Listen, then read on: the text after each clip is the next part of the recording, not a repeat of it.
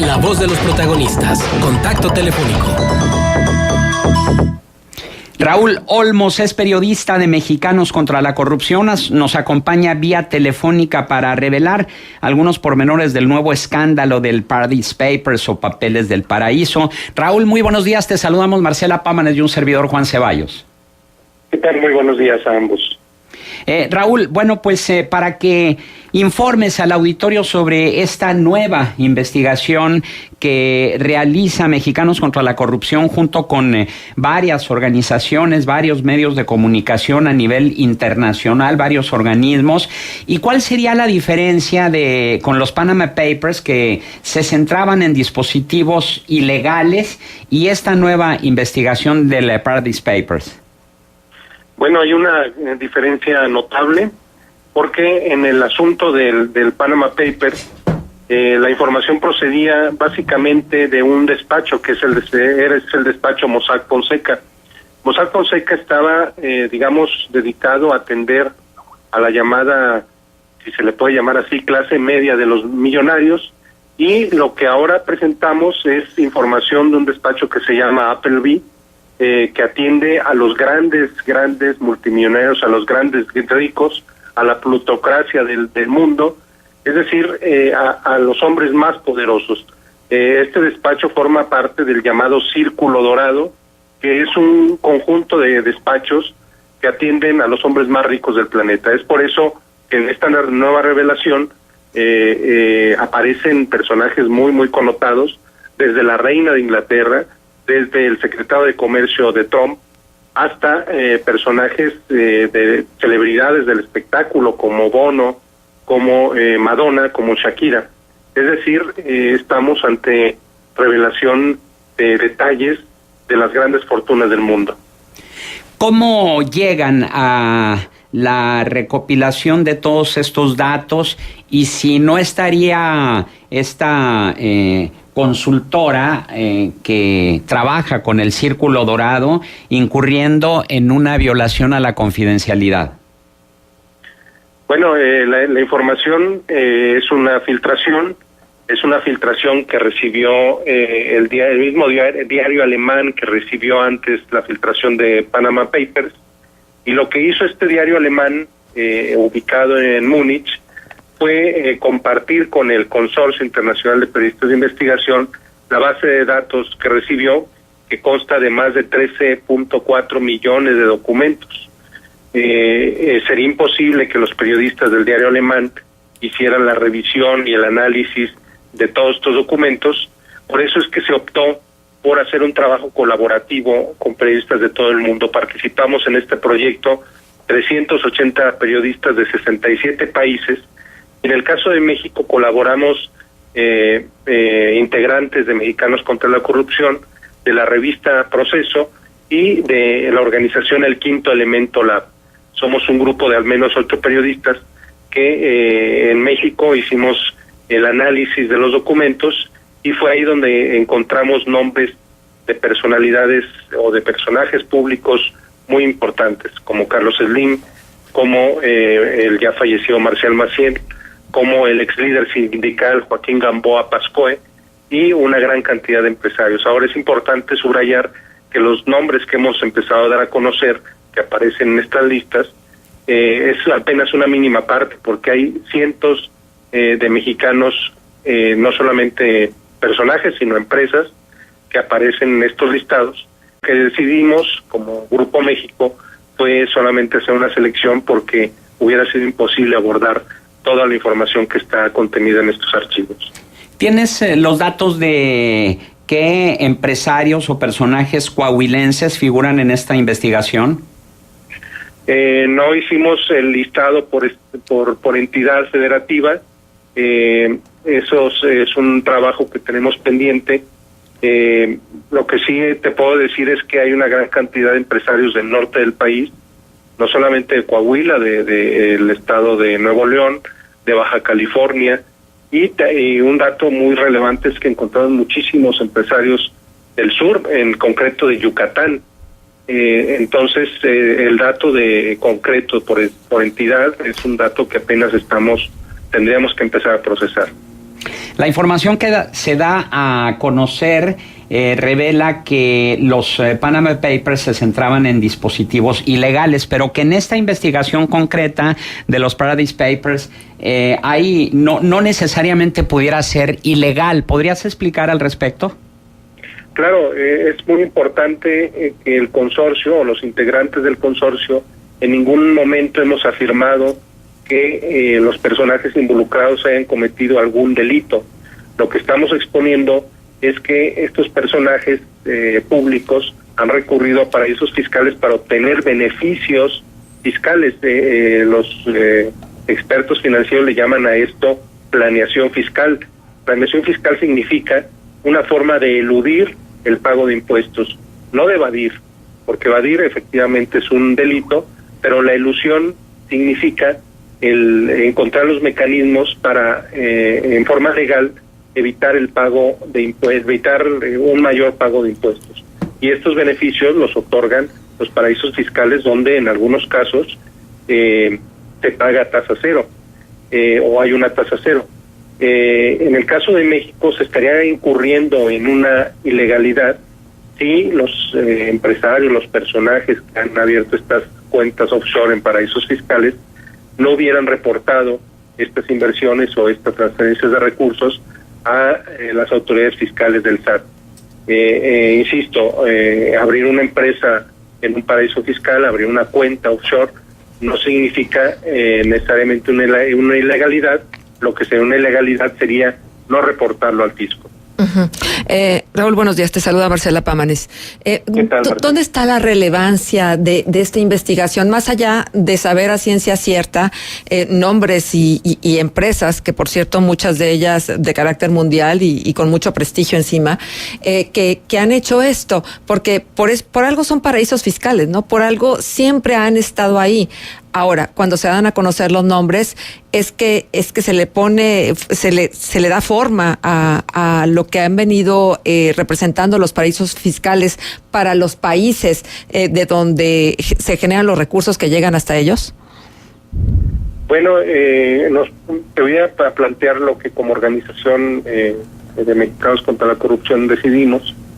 Y en una anterior investigación recordarán que se llamaba Bahama Leaks, que se publicó a finales del año pasado. Nosotros como organización elaboramos una lista donde venían los nombres de todos los personajes de México que habíamos encontrado. En esa lista, al presentar esa lista, nos pareció injusto porque estábamos metiendo a todos en un mismo costal. Personajes que no habían cometido ninguna irregularidad, con personajes que sí eran cuestionados, ¿no? Entonces lo que decidimos en esta nueva investigación fue hacer una selección de personajes y no hacer listas como lo habíamos hecho antes. Es por eso que ahora nos enfocamos en contar historias. ¿Por qué esto? Porque efectivamente abrir una cuenta no es necesariamente una ilegalidad, pero en los casos que vamos a contar sí existen irregularidades o cuestiones que se deben de ser analizadas o observadas por la autoridad. Voy a dar un caso concreto. Encontramos en un paraíso fiscal una serie de empresas que creó el gobierno, que impulsó el gobierno de México, y a través de la cual se transfirieron recursos de un fondo de desastre. Estos recursos terminaron beneficiando sobre todo a inversionistas y no trajeron ningún beneficio para el país. Lo cuestionable aquí es que a través de estos paraísos fiscales se manejaron fondos públicos y que le permitieron otorgarles exenciones fiscales o beneficios fiscales a los inversionistas. Otro caso que ponemos sobre la mesa es sobre cómo se triangularon contratos de Pemex a través de paraísos fiscales y donde los únicos beneficiados terminaron siendo empresarios, en algunos casos con empresas fachadas y en otros casos grandes transnacionales. Uh-huh. Es decir, se trata de contar historias donde haya operaciones cuestionables. Uh-huh. No solamente dar nombres por nombres, sino de exponer por qué la sociedad merece saber este tipo de historias. Ajá. Raúl, ¿se conoce las pérdidas que yo supongo deben ser multimillonarias, las pérdidas fiscales que representa este tipo de operación? A nivel global el consorcio lo hizo, a nivel México no. Insisto, lo que nosotros hicimos fue tratar de contar historias en lo particular. En una primera entrega que hicimos ayer, damos a conocer un dato que a mí me parece muy, muy relevante. Es acerca, le preguntamos al SAT cuánto dinero había recaudado de los inversionistas que iban y depositaban o abrían cuentas en paraísos fiscales. Y el informe que nos dio el SAT es realmente insólito, porque afirman que en 15 años habían logrado una recaudación de 7.500 millones de pesos en estos paraísos fiscales, o de inversionistas que habían sacado su dinero a estos paraísos fiscales. La cantidad que reportan es irrisoria, porque los montos que se invierten en estos sitios son multimillonarios. Uh-huh. Es decir, que la cantidad que capta el SAT de las personas que sacan su dinero es pues irrisoria, es mínima frente a los montos que realmente se manejan. Ajá. Aquí tendría que haber una mayor labor de fiscalización de las autoridades. Raúl, ¿cómo sistematizaron, cómo hicieron para revisar 13.5 millones de documentos? Bueno, esto se gestó desde diciembre del año pasado, cuando empezamos a tener una primera comunicación del consorcio hacia los periodistas que colaboramos, y luego en marzo del presente año viajamos a Múnich a una reunión cumbre que se realizó en las instalaciones del diario alemán que recibió la filtración, y en esa reunión hicimos acuerdos sobre cómo iba a ser la metodología de rastreo y de búsqueda. Se desarrolló una plataforma secreta, a través de la cual compartimos estos documentos y empezamos a hacer el rastreo. A cada uno de los integrantes de los equipos por país se nos asignó la tarea de hacer el rastreo país por país. Es decir, en el caso de México se nos encomendó buscar a todos los personajes, las empresas ligadas a México, y fue esto mismo lo replicaron los representantes de cada país. Sin un trabajo colaborativo de esta naturaleza hubiera sido imposible hacer, digamos, el filtro de tantos documentos, de una cantidad de información tan impresionante. Digamos, la plataforma que se desarrolló para esto nos permite hacer búsquedas discriminando por tipo de país, por tipo de documento, lo cual agilizó la búsqueda. Pero fue una labor de meses la que nos llevó el hacer este rastreo. Por supuesto.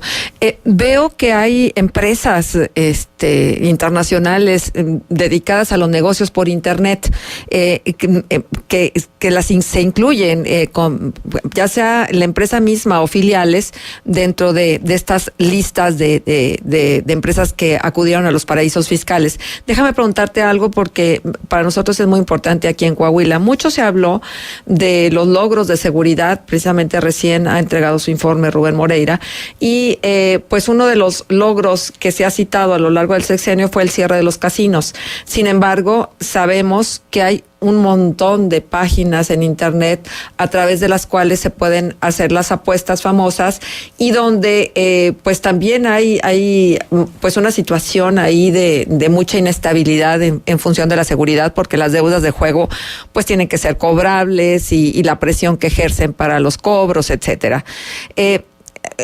¿Cómo valorarías tú esto? ¿Cómo catalogarías tú si son de las principales empresas las que hacen negocio por Internet las que en algún momento dado pudieran acudir a los paraísos fiscales?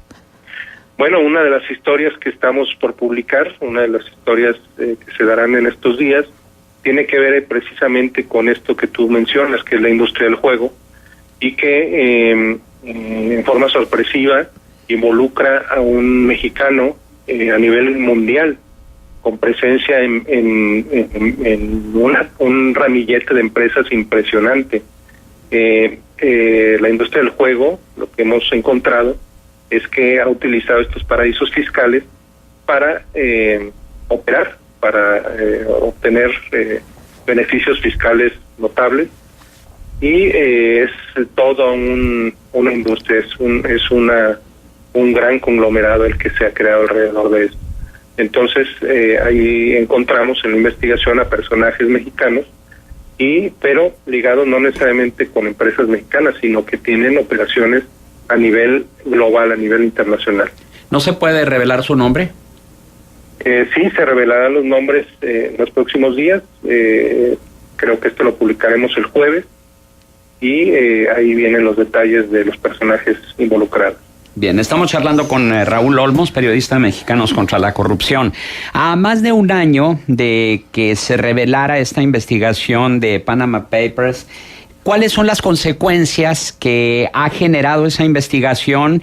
Y con relación a esta nueva investigación, ¿cuáles son las consecuencias que ustedes esperan que se generen? Bueno, un punto relevante fue que a partir de la revelación del Panama Papers, las autoridades del SAT lograron una recaudación récord en los los inversionistas que habían llevado su dinero a los llamados o considerados paraísos fiscales. En la base de datos a la que tuvimos acceso de recaudación, encontramos que hay un pico, que hay un brinco notable en el año 2016 que tiene que ver con esta recaudación adicional que se hizo a partir de la revelación de los datos del Panama Papers. Lo deseable, lo que esperamos es que también en este caso, en esta nueva revelación, haya una acción, una actuación de la autoridad fiscal, pero no solo eso, sino que además se establezcan mecanismos de mayor control, de mayor fiscalización, que impidan que haya recursos que salgan del país en forma ilegal. No estamos diciendo que tienen que frenarse las inversiones hacia afuera, pero sí que tienen que estar reguladas, y que el país de donde salen los recursos debe recibir el respectivo pago de impuestos.